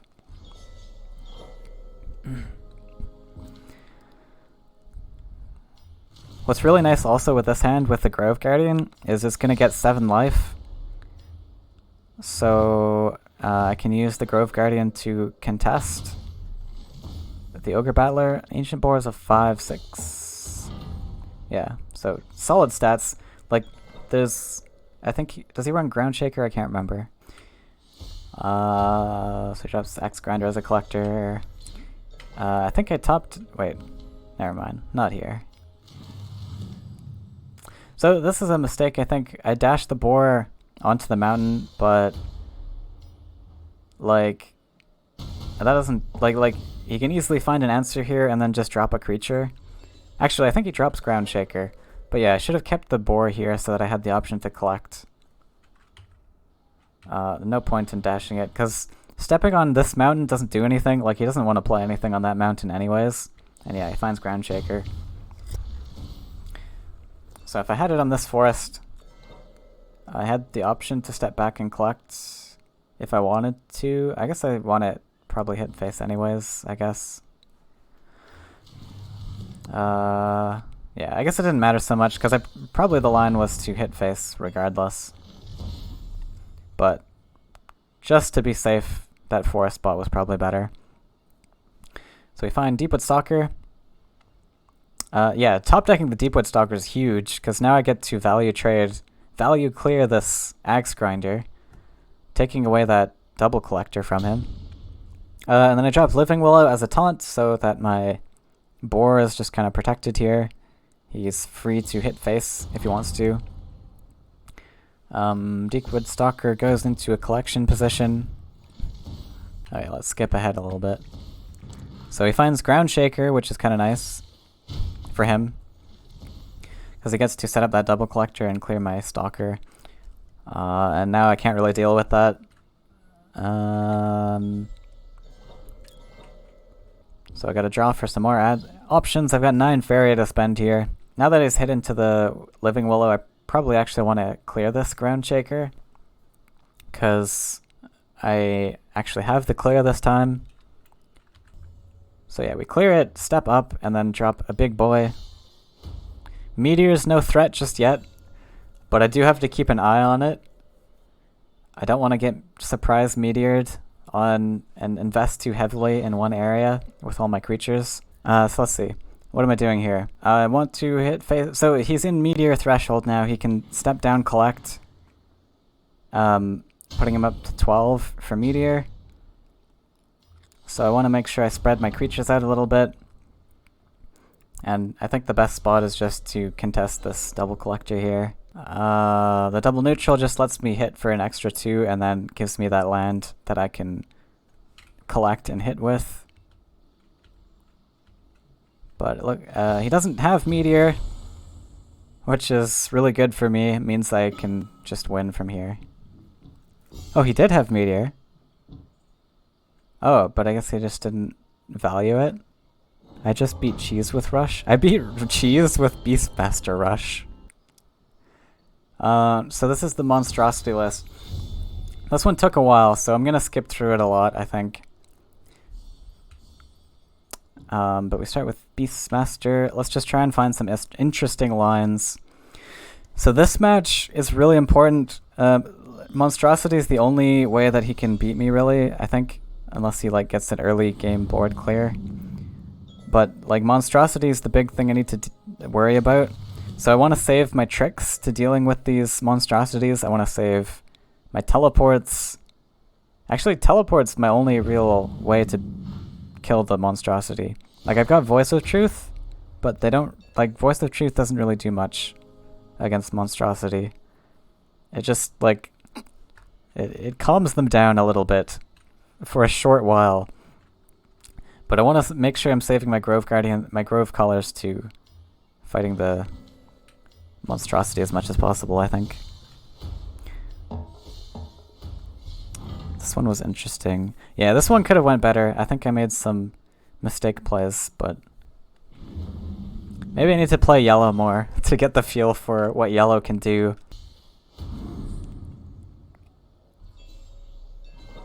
There's Aridin. I think I actually used my teleport to clear off this Aridin, which might be too soon. Put Aridin on the left. Like, this demon's in a spot where he really wants to advance. He doesn't really want to retreat with it because it's going to keep pinging him in the face. So he wants to trade it off. So I think this is a pretty fine Aridin spot. Oh, right. I did actually watch the recording of this. So Lizard had 2 Fanatics in hand here. I was surprised that he didn't trade off the Beastmaster and instead cleared the Aridin, because it gives me a chance to play more stuff. Oh, and then he ended up using the other one to block my collection. I guess... So yeah, he valued denying me 1 collection over me getting probably just 1 buff. But I actually get 2 buffs here. But I have the option here to +1. Oh, right. I remember what I did here. So I have the potential to get 6 Faeria, especially because of this collection that is potentially open to me. So I end up spidering this guy, because this gives me 6 life, so I get to endure that hit, and then I get to play the boar as well. So Stalker, I get to collect, and then Ancient Boar. And now it's kind of like he could find training to find a semi-easy clear here, but I think like the fact that Lizard didn't clear my Beastmaster there, I got 2 free buffs out of this guy, which he probably wasn't expecting. I was only on 5 Faeria. It was pretty unlikely I found 2 things to play. Yeah. Lizard said he was really tired. I was starting to wear down too. I did not sleep well at all the night before, but I managed to pull my brain together for this, thankfully, this tournament. It helps that I was really familiar with most of the decks. But this was a really challenging match to play correctly. So, like here, I have the option to teleport this 4-1 and get a really nice trade, but there's not really much point. And like I said, I really want to save these teleports to clearing Monstrosity. Oh, wait, I go for it. That was okay. Well, okay, I lied apparently, but this was a mistake then. I should not have played the teleport. There's no point. Like, I can clear the Mistral Guide so he can't get aggressive stuff, but that was, yeah, this was a bad play. I should have put the Living Willow here on the left to contest this Fanatic, but I really want to save this for Monstrosity clears. I think that was a huge mistake. How many Oakling Stalkers? I have only one Oakling and 2 Stalkers. Past Moon doesn't need to agree with present one.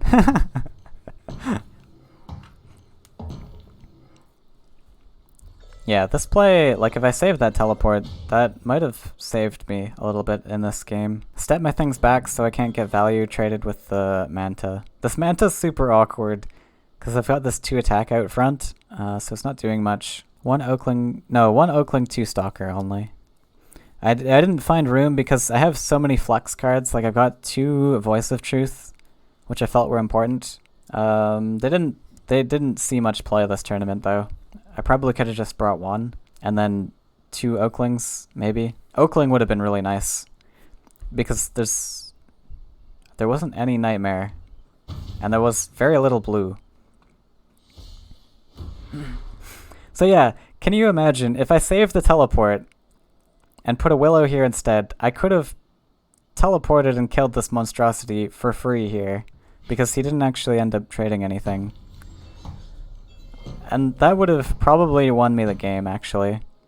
If I had just saved this teleport, I would have had such an easy clear there. But now here's a really tricky line. Because, well, I draw here first. Draw into the second teleport. But super awkward because, like, if I clear this demon with the Willow, I can teleport to clear. But then killing the demon means he's going to get 5 attack. So if I teleport clear, my boar goes down to 2 life. And now I've got to put this Grove Collar in some place where it's not going to get hurt. Because likely he finds Soul Drain. He is only on 1 card, but haven't seen any Soul Drains yet. So this boar probably just gets cleaned up for free or, you know, at the cost of a Soul Drain. And then Grove Collar, like, I kind of want to put it on the right side, but he might find Flash Wind. And then now I'm sitting with 1 creature left, and he's got all of this stuff on board. It's a pretty decent combo versus Monstrosity. Oakling Stalker, yeah. Give something to look forward to. Because the Mistral would have lived, then the monster would probably be somewhere else. That's true, actually. That's probably a fair point. Yeah, if Mistral... Yeah, actually you're right. He probably would have sent the Monstrosity here. Fair enough. Yeah, actually that's a fair point. I think, even still, I probably should have saved the teleport. Like, Living Willow once again was better there.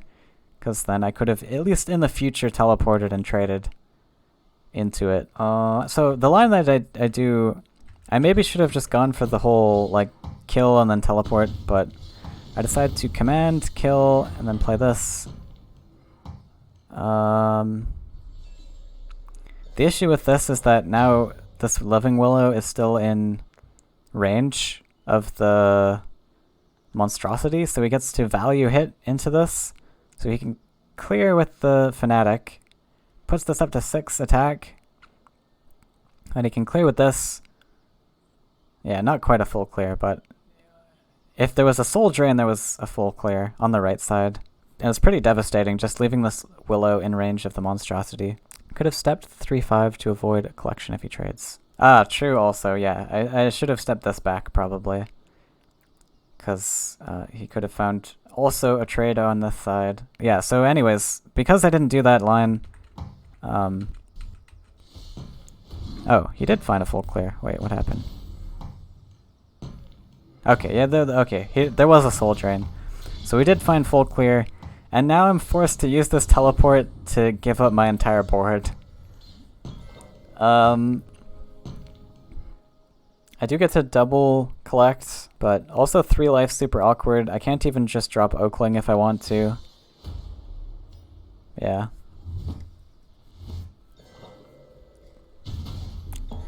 Kind of awkward if he decides to collect a side then. Okay, so let's skip ahead to something interesting. Well, okay, so I ended up timing playing Time of Legends into Doomgate, which actually turned out okay. I think I could have better positioned my creatures in the end, but Doomgate was a really nice tool to have, where it's a structure that I could block the monstrosities with.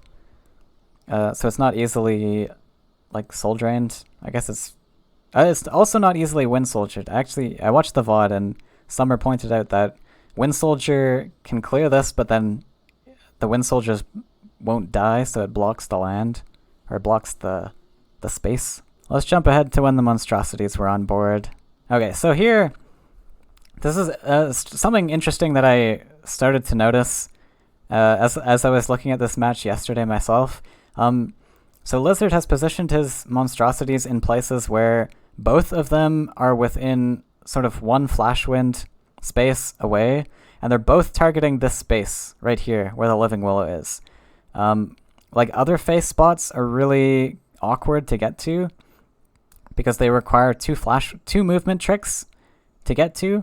So Lizard right now is targeting this space. This is his in and his place that he's looking to attack from.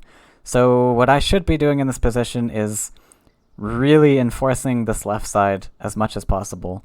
But I started investing creatures into the right side, which is a mistake, I think. I think I even put the boar on the right side and right here somewhere. This Grove Guardian was buffed up with the Oakling. That's why it's so big. So I do kind of defend my left side here a little bit. Put the boar on the right side, which is pointless. So right now, Lizard is sitting on 7 cards, if you can see that.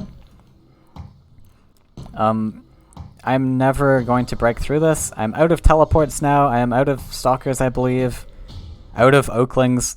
So I have very limited options right now. Really, my win condition here is him milling himself. So now I need to turtle as efficiently as possible and try to deal with these monstrosity. Ancient Boar over here doesn't accomplish anything.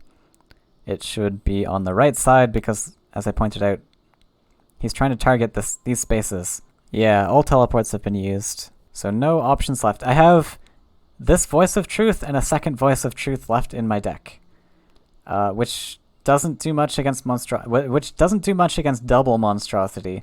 So he can build up all of this attack. I could drain one of them, but then he just trades off his second monstrosity, and then all the attack is transferred. So I really need to find, like later in the game, I need to find double truth to sort of deny him the lethal. So yeah, I start to clear some stuff, and then I drop the Doomgate as a nice blocker. This is a really nice position because it's blocking my left side. And then I've dropped another taunt that he's got to break through. I was really sitting comfortably in this match. I thought that I was going to win this, but Lizard managed to find a lethal in here. Trades off some stuff. Okay, yeah, so he's got to shimmy his creatures a little bit because of this Doomgate. Right, I forgot about that, yeah. So because I put the Doomgate there, this targeted space is no more. He's going to have to target a different space.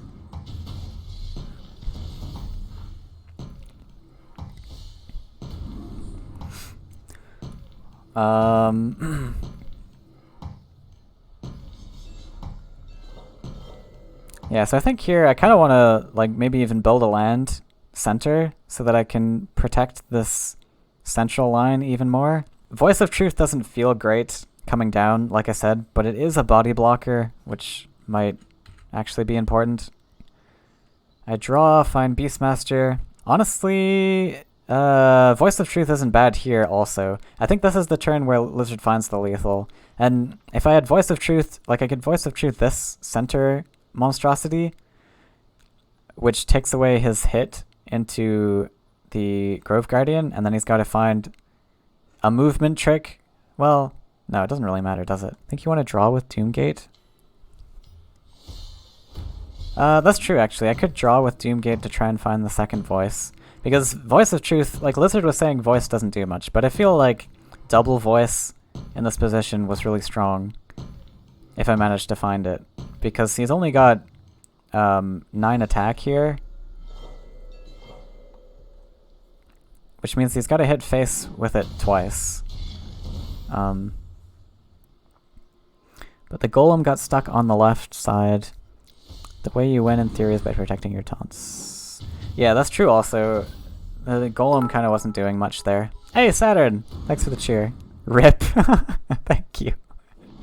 Yeah, oh, okay, here's the winning line. Really clever line from Lizard.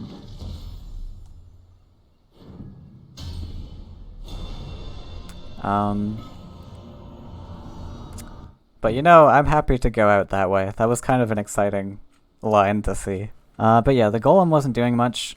Probably could have stepped to the right a little bit more. Should have switched your Grove Guardian and Beastmaster. Grove Guardian and Beastmaster.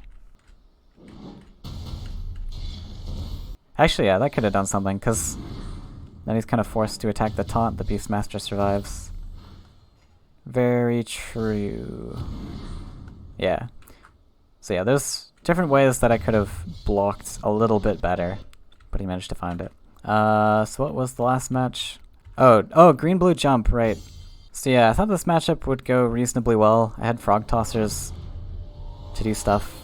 I had a lot of Swarm in this list. Like I said, I kind of geared this list to better fight yellow because of all the Swarm that I put in it. So keep the Elderwood Embrace. Nice thing about this list, so this list has 12 starting creatures. Or, so I kind of have the luxury to keep cards like buffs and stuff. And then it's pretty likely that I draw into a second starting creature later down the line. So here I decide to fight.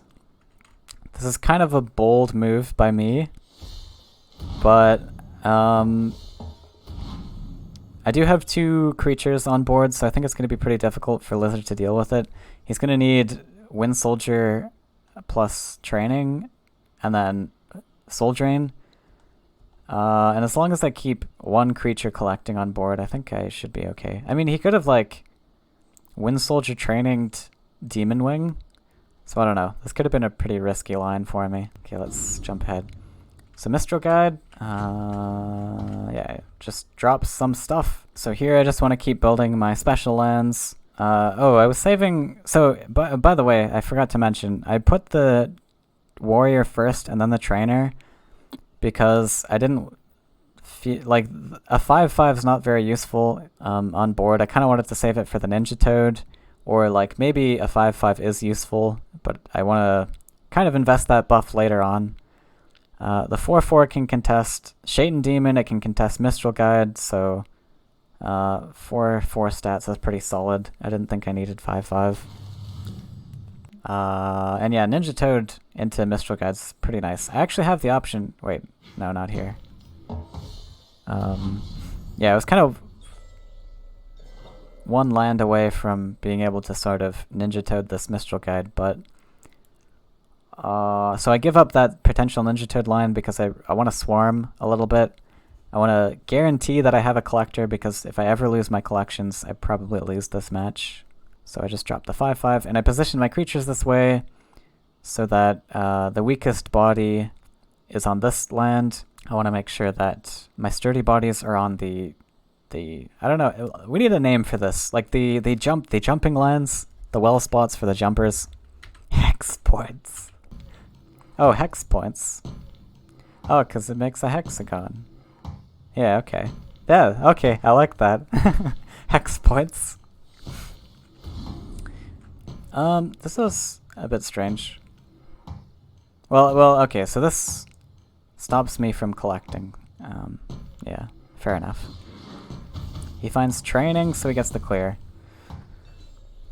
But now I can use my Ninja Toad to clear this and then guarantee my collection. I don't have that trainer buff anymore. I do have like Ninja Toad into Elderwood Embrace on this, which was another line I could have gone for. So I could have like built my forest here and then built up an answer to this. But I think like doing that line, well, I did have Water Alley as well.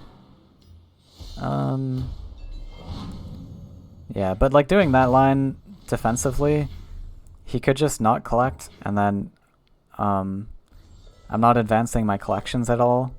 I think this line was, I don't know. There's arguments to both. This line's pretty strong because I have a 5/5 at his face though.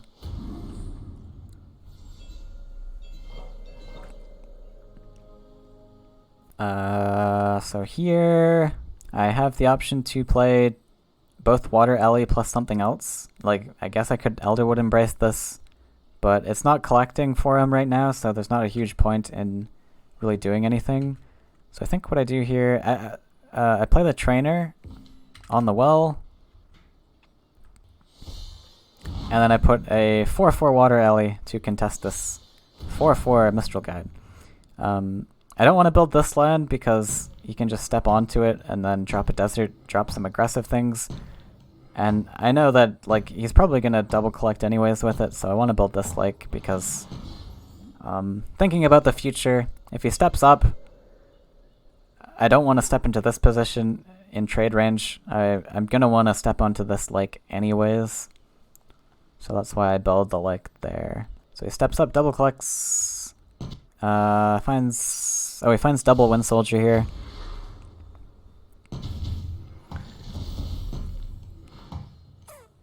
Clears my board a little bit.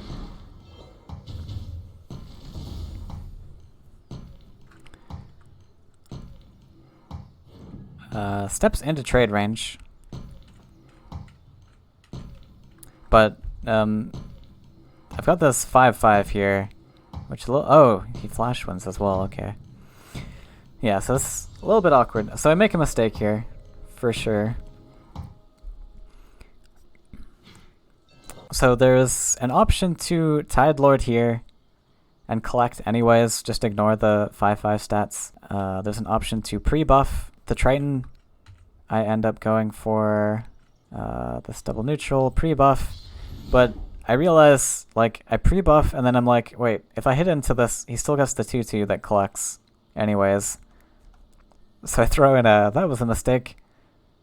I think I realized that the Tide Lord line was better, but I think this is actually fine as long as I don't hit into the Manta. So in this position, like right now, my thinking was I should have Tide Lorded just to block the collection, sort of block my guy, so the double neutral investment was a bit pointless. But it was an okay line if I didn't hit in. Because now he just gets this 2/2 to collect for free. I could have just not hit in. He's collecting anyways.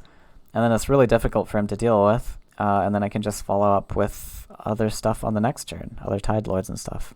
Lizard does some very aggressive things here.